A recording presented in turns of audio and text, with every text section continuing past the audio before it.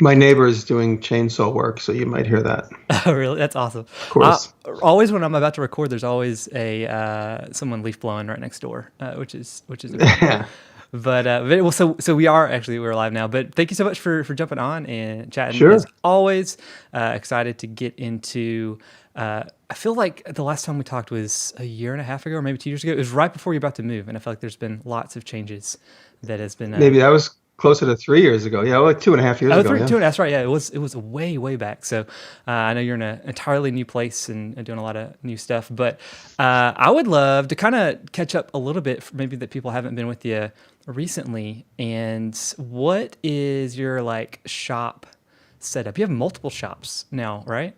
I went from having my little tiny basement shop. Well, I always had my little tiny basement shop back in the day, and then I always had my little machine shop here at at the house, the farmhouse. And then when I had to leave the city shop, I came upstate and I looked around for a rental that I would use as an interim shop until I built the one in my backyard. Now I found a good deal on a 100 by 50 foot shop, so it's 5,000 square foot shop. I rent it. I pay I think $1,200 a month, Okay. Wow. which is less than I paid in New York for about 1/6 of that size. Yeah, So in New York, I paid about 1,600 a month that's crazy. for my main shop. I wasn't allowed to use all those other rooms, but I always did, and the landlord just kind of gave up on telling me not to use them. But my shop was 15 by 30 feet, and I was paying $1,600 a month for that. That's wild. And you have another one for like blacksmithing too. Is that right? Or another area? Okay, so yeah, so now that I'm up here full time, we put a 20 by 15 foot extension on the back of what I call the machine shop, the one in my backyard, and that's our blacksmith shop. It's open air right now. We Right. plan on closing it in time, and so that's the blacksmith shop. The machine shop has gotten more organized because I've acquired more machining tools and I put them all there. And the reason that started in my backyard is because when I had the city shop, I couldn't buy heavy things and bring them down the stairs. So I would bring them upstate. And so every like few months I would do a machining project and I would do it in my backyard when the weather was like tolerable or if I Yeah. was here in the summer. And so I slowly started using my machine shop. But now that I'm here, sometimes I'm at the rental, and then in the meantime I built the shop in my backyard, which has really mainly been used for classes. Okay. And in spending so much time in the big rental, we had it set up and decked out, and I had to put electric in it. I don't want to jam my handmade shop in the backyard full of all that stuff. I like the openness, and Yeah. as long as I can afford to have it, I have my big barn that I use for whatever. And it's also still not done.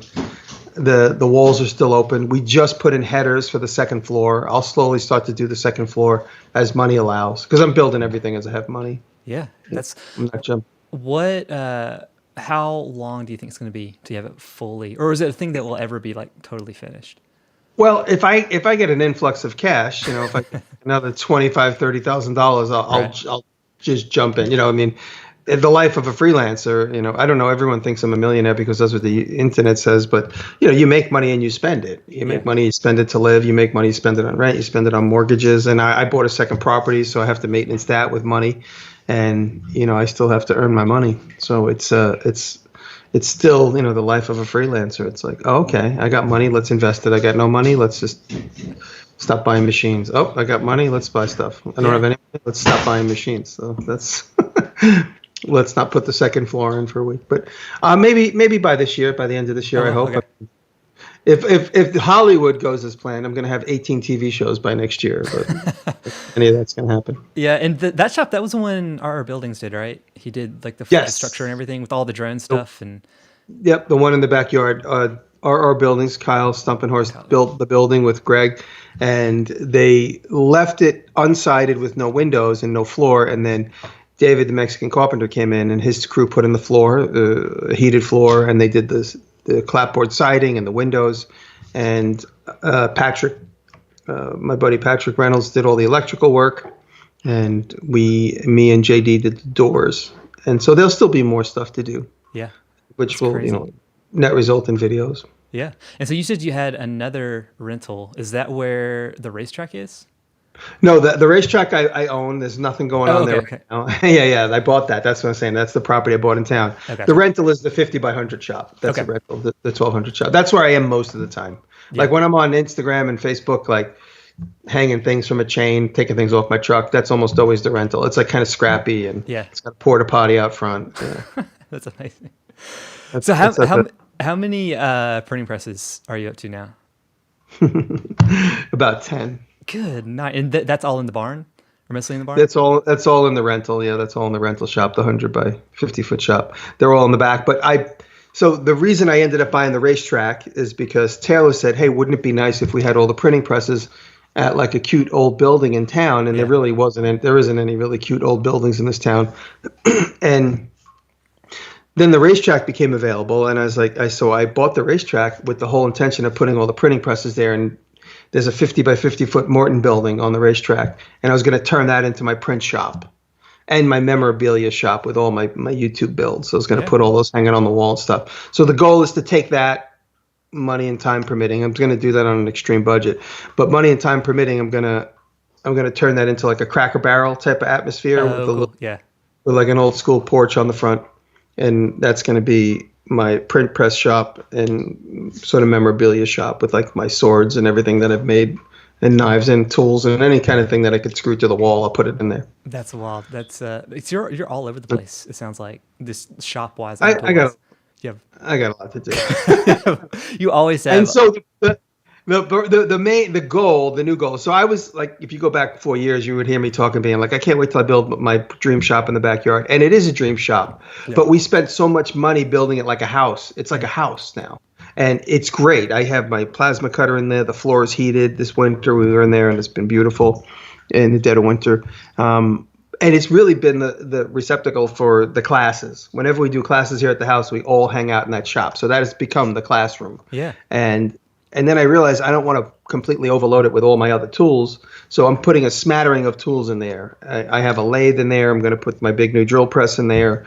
I just brought a table saw over today. So there will be like a full functioning shop, but it's going to be more of my classroom atmosphere for when we have classes. Yeah. And then my rental, no one's keeping up with this, I don't believe.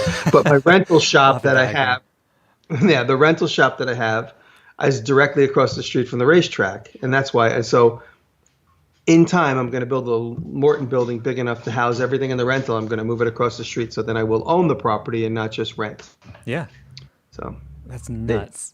That's so crazy. A lot moving. Yeah, all that compared to the tiny space you had in New York. But I also always had this house. So you still do stuff up there, though, right? Yeah. Well, yeah, I do client work here all the time. I mean, this house is where I now live full time, but I bought this house 6 or 7 years before I ever did YouTube. So gotcha. Okay. Yeah, so I actually bought this house before I joined YouTube. I bought the house in 2004. I went on YouTube in 2006, and then I actually started really working hard on YouTube in 2011. Yeah. So everybody thinks I made this house. I bought this house with YouTube money. I always own this house. Got it. So speaking of YouTube money, and kind of how this came about. So I forget what episode it was, probably 2 episodes back, of making it after Workbench Con, you guys were talking about like the freshman class in the maker community. And for folks that don't have any reference to Workbench Con, it's a big conference for YouTubers who also make. And you guys were talking about how, I guess like the approach to sponsors, whether or not that has changed, like how you do it, or kind of how it's changed since. I mean, because when did you first post to YouTube? You've been on a long time. I first started, well, in this current life that everybody knows me, and where I knew I would put up a video of me building something. Right. Started in October 2011. That was my first that I posted. Yeah, and prior to that, there's like videos of me goofing off in my backyard with guns, and so it kind of looks like the Jackass TV show, but which was my inspiration. But when it comes to this current life, posting videos and developing a relationship with the fans and advertisers started in 2011. But I didn't really, my first so-called sponsor, you might say, would be Make Magazine, because they were paying me to make videos for their channel. And their audience started coming over to me. So that was my first big break. And then I guess it wasn't until I had about 100,000 subscribers, at least, when my first sponsored video, I guess, would have been the DeWalt video that I recall, where I made like a wooden toolbox with DeWalt's logo on the top. And that was a weird deal because they came to me, but they didn't know anything about sponsorships or influencers, because as far as I know, and they told me this, but I don't know if I was talking to one person who knew or didn't know, they said my deal with them, which wasn't much of a deal, was their first sort of influencer project, for YouTube. I'm Yeah. sure they have influencers outside of, what we do over the years. Hold on, let me go in and yell at my dogs. No worries.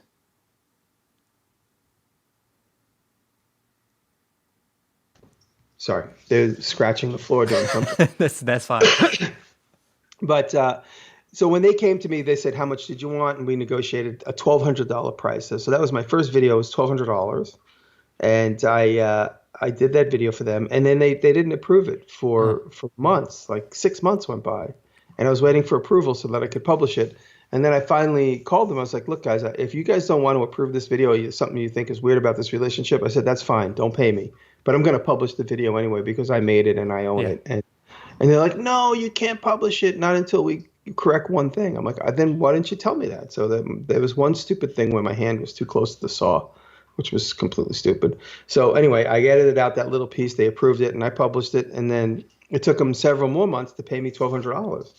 So I made that video. I didn't get paid for like almost 8 months until they actually paid me. And they paid me with a credit card because they didn't know how to pay an influencer. So I opened up a credit card account with, I guess Square, the credit service. Yeah.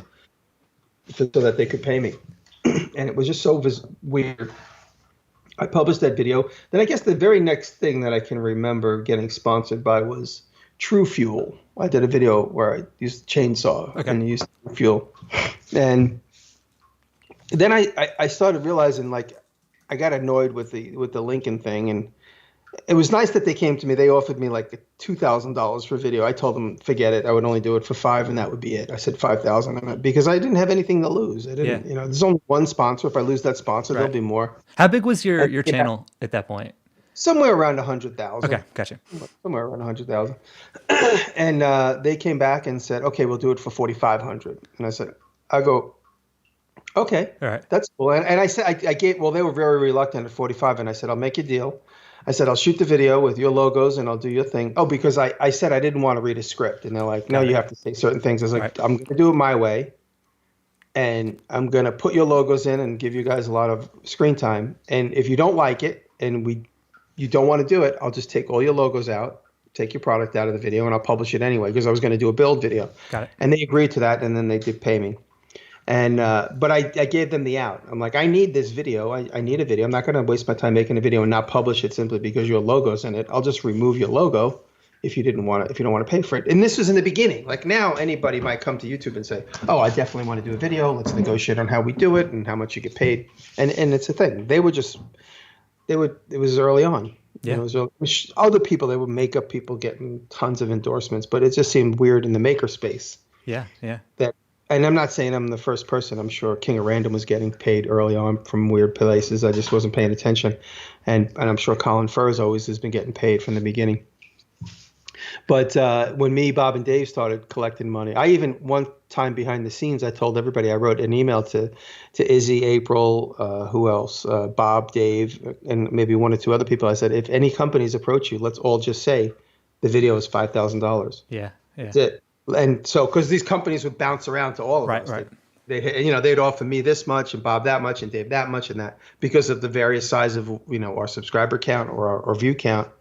And I said, it doesn't really matter because, that this little tiny horse race that they're putting us in is ridiculous. It's just a way for them to negotiate. Right. In all actuality, everything we're doing is worth tens of thousands of dollars. Yeah. Because we're doing a very pointed marketing campaign. And any company would pay tens of thousands of dollars to market directly to 25,000 people. Right. If that was the size of our audience. And all of our audiences were bigger than that. And they were only offering us anywhere between $1,500 to, $3,500 to $5,000. And that's why I said to those guys in an email, I was like, these certain companies are going around hitting each one of us. Let's just all say the same number. And then, let's just take like a year and just say absolutely this way or no way. And I don't know if those guys remember that, but I do remember composing that email and sending it to everybody. And then when people come back and say, "Oh, you know what? I'll give you $1,200." No, $5,000. And then they go, "Oh, how about $4,200?" And then you go, "Okay, you know what? That's reasonable." Right. It's at least if I didn't say anything, I would be stuck at $1,200. Yeah. So how has it shifted then from having to explain and almost like the product line and the value to folks to now you have whole conferences to teaching people how to do this type of stuff. And I'm sure there's like actual like in between folks. Like I know you work with an agent, and I'm sure there's agencies that Yeah. folks can go through now. So Like, it's funny. It's funny how I got my agent. So I've told the story a few times. Right after I did the TV show Dirty Money, a friend of mine got a successful show on the Travel Channel called Baggage Wars. I don't know if okay, you remember the show called Baggage Wars, where guys would auction. They would go to auctions for stuff left at a carousel at an airport, and I'm sure 90% of it was faked. But there'd be bags, and guys would auction oh, that's the fun. bag, Yeah, and you would okay, I'll buy that bag. It looks, and then you open it up, and it's dirty clothes. yeah, We yeah. open up antiques in it. It's it was. I'm sure it was 90% staged. My buddy Billy was on that show, and Billy got an agent. And so in 2011 or 12, Billy's like, you got to meet my agent. You got to meet my agent. His name is Mark at Abrams Artist. So Billy set up a meeting with me and Billy and Mark. And I went in and saw Mark, and I was a bit snarky because I was still mad about Discovery Channel. And I had already made a few YouTube videos. And Mark's like, I don't know what you want me to do. You make these videos, you don't talk. TV's all about talking and responding to people. And you making these videos, I don't really understand like what you want from me. And I was like, I'm just meeting you because Billy pushed this meeting, and that's it. Now I'm on your radar. You're on my radar. All the power was in his hands. It wasn't up to me to decide whether I wanted him as my agent. I don't make that decision. He makes that decision. And so for the next few years, he would send me on casting calls. Now, in the old days, you'd actually have to go meet somebody. But by this point, casting call meant just Skyping with somebody. Yeah. And so that's all it means now. You Skype with somebody and you see if you have chemistry or if you suit the needs of whatever it is they want. And I went on several little casting calls, and I was always very doubtful, and none of them led anywhere. And actually, so now several years go by, and I probably have like 250,000 subscribers at this point. I guess it was about 4 years ago. And Mark sent me on a casting call. It's like, hey, would you be interested in taking this? I'm not even making this up. Bakery makeover. Where you would be like, I'm a little older now and I'm a little chubby now, but at the time he's like, you'd be like the hunky carpenter on Bakery Makeover. That's and it'd probably be a couple of designer guys would be making over bakery shops, and I would be like the sexy carpenter in the background. And the pilot paid $1,000, and it would be a local hire for $1,000 a week, which would mean I'd have to make my own way to California to be on the show to get paid $1,000 a week. And I was making already a lot more than that in my regular life as a fabricator, a lot more, and a lot more on YouTube. And I had remembered I was super cocky because I had a really successful video, and I made about $10,000 on AdSense that month. And that's what happens. Sometimes most often you make like an average of like, a few $1,000s or $5,000 or $4,000 at, when you're getting 5 or 6 million views a month. Sometimes you get 10 million views a month, and that's when you make a big lump of money. Anyway, so I had just come off of that month, and he sends me on this thing, Bakery Makeover. And I wrote back to him. I'm like, I just made $7,000 or $8,000 working from my house, and I don't have to go anywhere, and I don't have to talk to any producers. I was like, this is ridiculous. I said, thank you, but this is ridiculous. I was like offended, like in a way. And about 2 hours goes by and my phone rings, and it's a strange number from New York. Hi, this is so-and-so, Mark's assistant. Mark's on the phone for you. And I was like, oh, he's going to yell at me for being snarky in the email. And he goes, hey, Jimmy, it's Mark. Remember me? I'm like, of course I remember you. You send me on. But he always sends me on casting calls through his assistant. I never actually ever spoke to him. Okay. And I'm like, yeah, what's up? He goes, I just looked at your YouTube. You're doing really well. I'm like, yeah, I know. And so this is like almost maybe 3 or 4 years after our first initial meeting. Yeah. And it's like, hey, we just started a YouTube agent, a division here at our agency for YouTubers. Would you be interested in being part of that? I was like, yeah, well, I'm not going to say no. Let's have a meeting and see what happens. And so shortly after that, about 2 or 3 months later, we signed a deal, and he's been my agent ever since. That's cool. But yeah, so that's how I got an agent, is him sending me on little casting calls. I think what he was trying to do is before he ever signed me as like a stable person inside of their acting stable or their whatever influencer stable, he wanted to get me on a show. So he was trying to sign me. So he kept sending me on all these things. Got it. Like, will it sell? All these ridiculous, they're mostly house shows. And I kept telling him, like, I am not a carpenter. I'm not a bathroom makeover guy. I'm not a light switch replacer. I am a creator that creates interesting objects, sometimes furniture, sometimes tools. Yeah. And he didn't get that. He didn't know how to like fit that into a TV show. Right. Like the best thing for me would probably have been Monster Garage, but that never, that was like before my time. And so now he's my agent, and he's finding me all these little things like Dollar Shave Club, and at Bob Claggett, I give Bob the credit for urging me to do vlogs or something like a vlog. Bob didn't say you need to do vlogs. Well, Bob basically said you need to find a way to talk in your videos. And one thing led to another, and I realized the vlogs were a way for me to talk. Vlogs are a way for me to talk, and then also a place for me to put ads. So that's why almost like maybe, aside from like the product placement like Lincoln Electric or Ferd grinders or, other stuff that I use in the videos, most of my ad income come from me doing the vlogs and doing that 1 minute commercial in the beginning of the vlog. Yeah. It's integrated. It's after, because they never wanted it at the very beginning. So I do a little intro, like a 1 minute intro of just me having fun with edit, some fun music. And then I go, hey, everybody, welcome to vlog number 87 or whatever. This vlog is sponsored by, and then I do that 1 minute ad. And that's how I was able to incorporate ads into it. And Mark and his team got me most of those ads because NordVPN puts the feelers out. Right. Dollar Shave Club puts the feelers out. All these weird little companies put the feelers out. I don't even know, Skillshare, and all these companies. And a lot of companies come directly to me. And that was what I was talking about. I was talking about at the Workbench Con, is like how you got to go to the dance and wait on the edge of the dance for the girl to come and ask you to dance. If you do that, you have a better negotiating stance than as if you walk up to the girl and clumsily say, hey, can I dance with you? Right. She'd be like, oh, this guy's desperate. I smell the desperation on him. It's the same thing with companies. If you just hang back and wait for the companies to come to you. And it's nice to have an agent who can field these companies like Dollar Shave Club and these companies that otherwise wouldn't necessarily knock on my door. But most of them do. And when they knock on my door, I just forward the email to Mark, and Mark handles it. Mark's my agent. Gotcha. But sometimes companies come to me and they don't have any budget. And so I'm like, well, what can you, I don't want to say no, but if you can give me free tools, right, or if I can make a video for your channel like I do with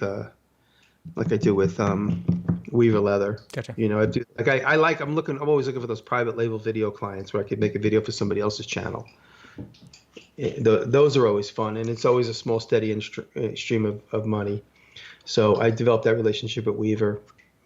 And like I said, they didn't have a huge budget. My agent probably wouldn't have wanted to deal with them because there wasn't enough money for them to really take a piece of. But I'm happy to work for Weaver, and I do a video for their channel every couple of months, and they're happy and I'm happy. Yeah, and that's kind of what you did with Make way back, right? Same idea. Yeah, I got it. I like getting clients that I can do private label videos for, and I'm lucky enough to have that in my back pocket. Now, unless, like, I know Bob made private label videos for Lowe's, but I don't think Bob would be so quick to make them for anybody but his own channel. And that's, I think his brand is very stable in that way. I think he's good. But me, I'm always like a little bit like, oh, let me hustle and see what else I can get. Yeah. So, I've approached a lot of companies and I say, hey, I'll make a video for your channel. And I have a good track record where I can go show these other channels where my videos are always very highly rated on those channels, and it brings my fans to them. And then when I repost it on my channel in a year from then, I always say, you'll get a second hit. I'll post it on my channel a year from now, and you get a year of exploiting it on your channel. And then I post it on my channel, and a lot of my fans will have never seen it, and you'll get a second boost because everyone will see this is the product from this other person. Yeah. It's another product endorsement. And then you always have the fans that say, why am I looking at this again? Why are you showing? It's always a small amount, though. Yeah, yeah. So going back to, I guess, the folks that are just starting, and you're talking about waiting on the outside of the dance, is that? Yeah. But then on the flip side, people are like, "But I need to make income somehow." Like, how do you like approach that when people are asking that question? The way it always starts, and someone like Derek, I love Derek from Malden. Derek's starting small, and he starts developing a relationship with somebody. You go to like a Workbench Con, or you just can email anybody. Obviously, you can probably get through nearly mostly anybody on Instagram or Twitter, and you say, hey, I have a small channel. Would you be interested in working with me? And you keep it vague, and then when you actually get into a conversation with them, they might not have a budget for somebody so small. They're not going to give you the money they would give to me or Bob or Dave. but they would say, we have free product. Would you be Yeah. interested in, if you have like 10,000 subscribers, we'll give you a free product. Xcarve did an amazing thing a few years ago. If you had at least 10,000 subscribers and they liked you, they sent you an Xcarve. And when you do the math, if they gave out 100 Xcarves, that's $100,000 in product, which probably cost them less than that because that was the retail price. So let's say that cost them $50,000 or $60,000 to literally mail out 100 machines. They got so much exposure, and they still do. Those machines still pop up in people's videos. Yeah. And so that was really smart of them. That's what you call micro influencers when you deal with. So smaller guys actually have a pretty good chance these days of at least making a little bit of money, because they'll look at a guy like me and say like, oh, we got to give him $20,000 for video. You know what? Let's spread that across 5 other channels. Got it. Yeah. Or 10 other channels that are smaller, and you cast a wider net, and they have a bigger chance of any one of those guys becoming as big or bigger than me or Bob. And so you do have companies doing micro influencers. It seemed like Lowe's was doing that. Like they were giving me a big number, and I'm sure they gave Bob a big number. And then they pulled it back from me. They let me go first. And then I noticed they were giving a lot of other YouTubers. And, I talked to one of them. I don't want to say who, but he's like, oh, they give me like less than 5,000 a video. He goes, but I have like 4 or 5 videos to do with them. I'm like, that's great. Yeah. Whereas they got one video out of me for $20,000 or more. They get 5 out of this small guy, but they do that across the board, and they get so much more for their money. So, being as big as me, it's a double-edged sword. It's good and it's bad. It all depends on the friends you make and the people you influence. Yeah. It's all, and that's what's good about this business, is that every one of us has our own unique relationship with our advertisers. Like the relationship Bob had with Lowe's is exclusively much different than the one I had with Lowe's. I was going to do a podcast for them. That's how I got in touch with Lowe's, and the podcast didn't work out. And so they said, well, we've already signed a contract to give you X amount of dollars. What do you want to do for that? And I was like, well, I'll just do what I do best. I'll make videos for you. Yeah. And they're like, okay, cool. And so I made videos until my contract was up. And they actually saw a little bump, so they got excited. And I did a couple of tips videos. If you remember, a year ago for going into Thanksgiving, I made 2 tips videos for them to promote some of the products. Yeah. Okay. They asked me, they're like, hey, we see these tip videos you're doing with a cat. Would you do 2 for us? I was like, sure, why not? I'm not going to say no to money. That's funny. And so I was like, I said to them, I go, hey, if you want to sponsor all the tip videos going forward, that would be great. And they didn't bite on that, but it comes and goes. These relationships come and go with personnel changes, and of course, most often with budget changes, but personnel changes too.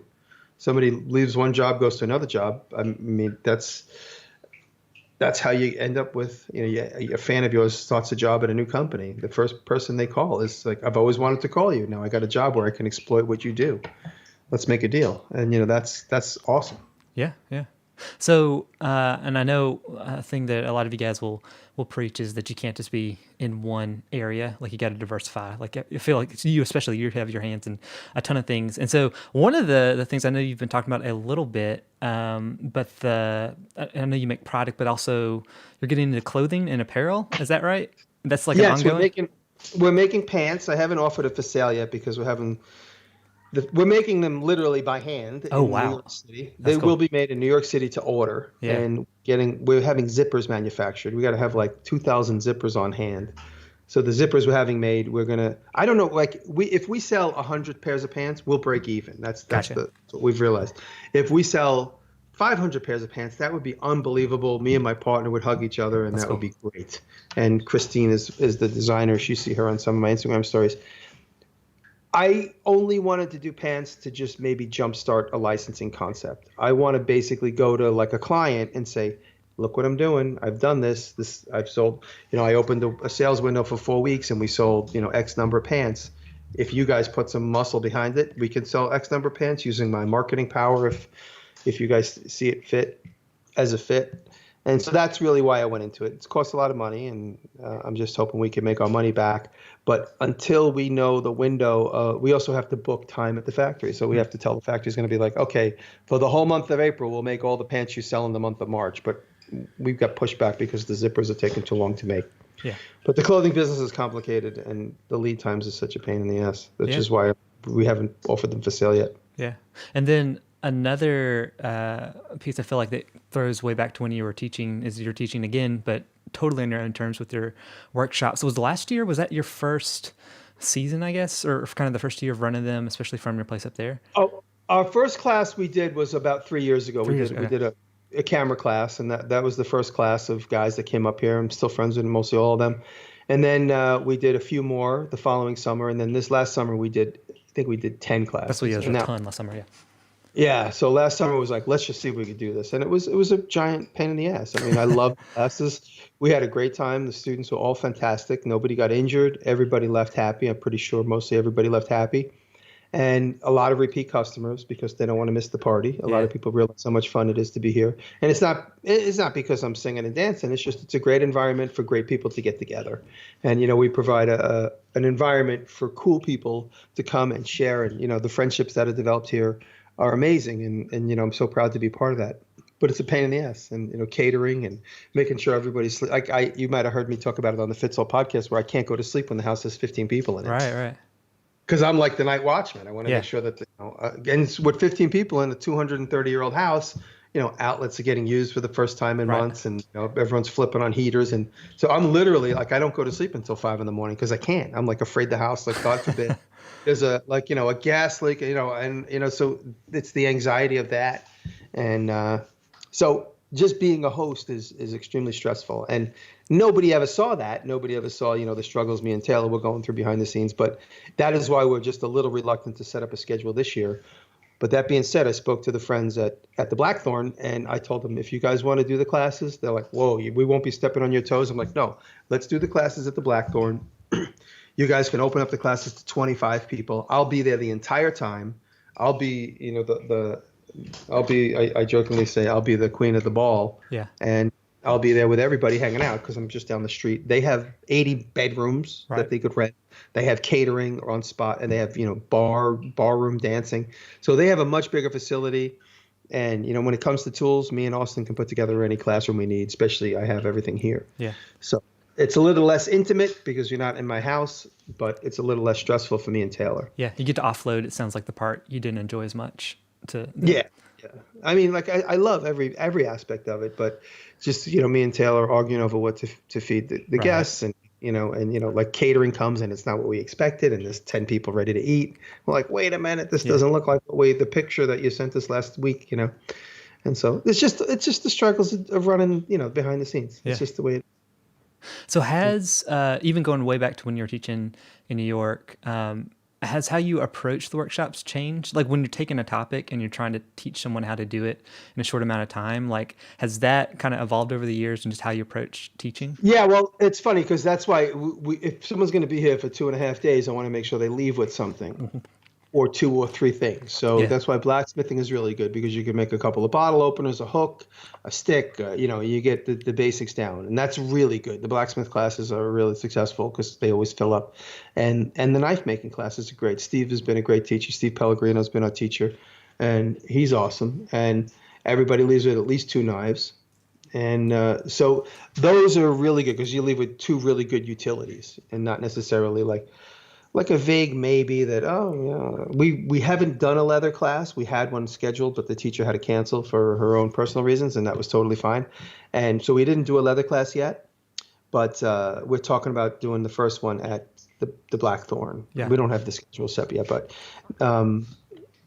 and what else? So that really is the main focus, is making sure people leave with something. That's cool. The woodworking class has been bowl making and spoon making, and that's been great. And leaving with an axe handle, the draw knife class with Tracy and Katrina has been great. People get to leave with I have boxes of axe heads, so I let everybody pick an axe head, and you make a handle for that axe head. Cool. And you get to sharpen it. And it's just not that we did do an axe head making class with Alex Pohl from England and his team, and that was great. But it was very, very specific. Everybody had a very specific piece of material, and you had to follow along there. We did a freeform blacksmithing class with Chris Cash, and that was great too, but everybody freeformed, and they got to make what they wanted. Some people made like twisty sculptures, and that was great. So they're all good. I wish I could do it every single weekend. Yeah. But I need a team of behind the scenes, Yeah, yeah.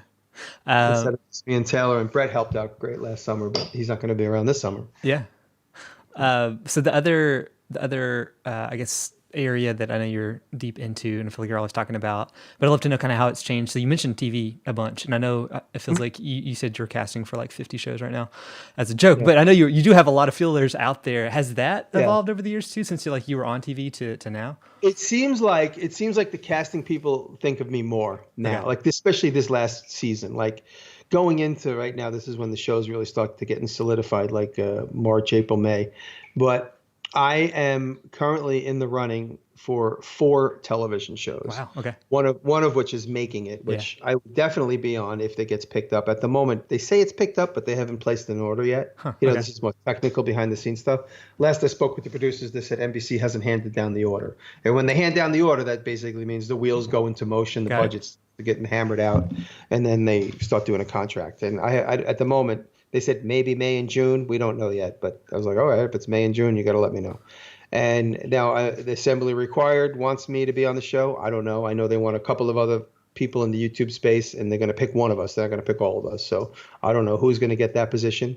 And there are 2 Netflix shows which I'm up for. One which is really starting to heat up, and one which has been lying dormant. But every time I ask, they're like, "Yeah, we're still thinking about doing something." Huh. So they all can't happen. So Right. one of them is going to happen. One of them or none of them. At the end of the day. Yeah. Yeah. Do you still enjoy doing TV? I do. I like doing TV. The best part about doing TV is the people on the Okay. on the set. Is Right. on the set. You meet the cameramen, the editors, the producers. They're all people. They're all just working class people Right. doing a privileged, skilled job. But at the end of the day, like the salt of the earth, the best, coolest guys to hang out with are the cameramen, the soundmen, and the producers are all great, and you get some inside track. So for that point of view, that's why I really love it, is to get to meet those people that are putting the show together, and you can't help but learn hanging out with those people, especially if you're inquisitive and you develop a friendship with them and you talk. And so it's the in between time, the friendships that are developed are cool. And then the other reason I often tell people, take these casting calls because you never know where they're going to go. That you might, like for instance, Derek has got a very unique voice, a very unique character being from Boston, and he all the time he's like, "Should I take the cast?" I'm like, "Dude, you're going to end up on a beer commercial. You're going to make $100,000 in 10 minutes." That's cool. So you take the casting call because the casting person is going to say, "Oh my God, that guy Brandon is perfect. He's like the perfect like middle America guy with a kid.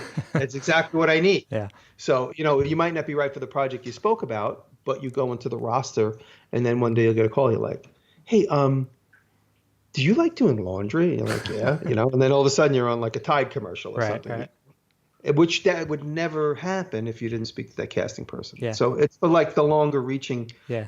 The plan. networking part of it. Yeah. Yeah. All right, so I had a couple questions that folks had sent in before, and so I've got I think a couple minutes, if that works for you. This Yeah. was so Jonathan Katzmosis. He said Oh, he's I met him. yeah. Did you Good meet to- him at WorkbenchCon? Yeah, we hung out. He's a great guy. Yeah, I gave him a nice. he was on the show a little while ago. He's super nice. So getting into metalworking, what power tools are an absolute must? Bridgeport mill, lathe, belt sander, etc. Oh yeah, definitely all the above. I mean, if you were going to just start and you didn't have anything, I would just say an angle grinder you can get through a lot with. An angle Okay. grinder and maybe even a bandsaw, and of course a welder. But an angle grinder and a bandsaw, and I say bandsaw like the little handheld plumber bandsaws, like Oh, the really? ones that you see a lot, like kind of in a vise or on its own stand on a bench. I've been using one of those for the last 8 years. I just finally bought a dual bandsaw, something I've always wanted. The dual bandsaw is like a big machine shop bandsaw. Oh, cool. And today I just picked up another bandsaw from Andrew at Blacksmith Tools. Yeah, He sent me over an old another old Delta, which I have a few of now. that's funny. Okay, so that leads directly into our next question. This is from Anthony over on Bob's team, so Anthony Film Stuff. He said, Oh, yeah. how many bandsaws have you acquired in the last week? Let me see. I'm gonna do a quick count. I got 4, 5, 7, 8, 9, 10. I have at least 10 bandsaws Okay, right now. and one of those. And is how many have I? And last week, just one that I got this morning. I picked it up from YRC Freight from Andrew. And then I guess the last one I got was the Dual, which I got about, I guess I got the Dual about 2 months ago, and then around the same time I got the big giant one from Louisville. Yeah, that's fun. I love bandsaws. Yeah, yeah. So I had Walker from Full Spectrum on a couple I weeks heard he's back. great. It He's and great. he for folks that don't know, he built a laser bandsaw, which started I thought was a joke, and then all of a sudden he shows up. But he said that you were gonna like change it up and actually because it was on like some massive old one right now, right? Yeah, it was on one of my old, it's called American Woodworking Tools band. So it was a big 36-inch one. We just zip tied it to that just to Yeah. get the show going. But now Andrew Blacksmith Tools sent me an old C-frame jigsaw it's an old Oliver jigsaw from turn of the century. And I'm going to pull that apart and then set up the laser bandsaw on that. Yeah. So that's going to be something. So that'll be dedicated. So you can walk up, step on the foot pedal That's and crazy. cut a piece of material. Yeah. I And mean, you're going to is that something you'd actually use? Like, it's not just like this is a fun video. I mean, would you actually? Okay. if it, I think if it was set up, it would get used more often than not. The one we set up it was difficult because it was kind of going into winter. I couldn't leave the water in Right. it, and so I had to kind of dismantle it going into winter just so I could preserve the tube. And but now that summer's here, I'm going to set it up in my shop, That's fun. and it's going to be an upcoming video. Definitely. That's crazy. Okay, so then Yep. the last one, this is from Josh over on Bob's team. So Josh likes to make stuff. I guess they're just reading Instagram instead of working. But if the making guide required you to cut off another piece of you in order to keep making, what would it be? Um, Probably. How about we cut off my same pinky because it's not. But All the way off? yeah. How about we do that? We just get rid of the pinky altogether because it doesn't really work. That's fun. I mean, you can see I'm showing you my hand right now. Yeah. Like, it works from the joint just below where the cut happened, but anything from the cut forward, it's just a prop. My pinky doesn't really actually work. Like, that's as best it goes. That's fun. That's crazy. That's it. How old As is it? opposed to this pinky, which is that injury happened March 31st, 2010. So it's exactly 10 years ago. Yeah, that's crazy. We'll see. Well, I appreciate you taking the time. No Thank folks you. will know exactly where to find you if they do. But are there any or do you have any projects like that you're excited about that you'd want to send people to, or anything you've built recently? Well, I just built a stool for Shaquille O'Neal, which was super fun. That That's was a cool. great build. I learned a lot. That was like a lot of new fabrication techniques in there for me. And it's funny because the guys that do riveting like completely tear me apart. They're like, "That's not riveting. You're horrible at riveting." I'm like, "Oh, okay. No credit for the 17 other things that I've done in this video." Yeah. So it's funny when I do something new. But the stool was great. Great video, fun video. Knife making is a new thing to me still. Everyone thinks I'm a professional knife maker because they've seen me do a couple times. But knife making is still something I learn about every single time I do it. And what else? Blacksmithing, casting. I just recently cast a bunch of brass and I made a hammer out of it. That's cool. I have I still have to make my bell. I started working on a bell that I was going to make one for me, one for Bob. I'm going to do that too. That's coming up. I have the form. I just need the casting stuff. But, yeah. That's cool. Well, I appreciate your time and chatting. Yeah.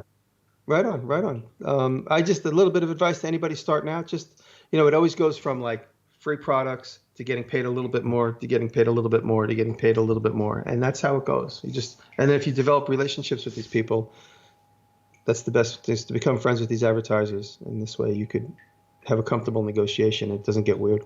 Yeah, it's a great way to end it. Great advice. Thank you so much. Thank you, buddy. Yeah.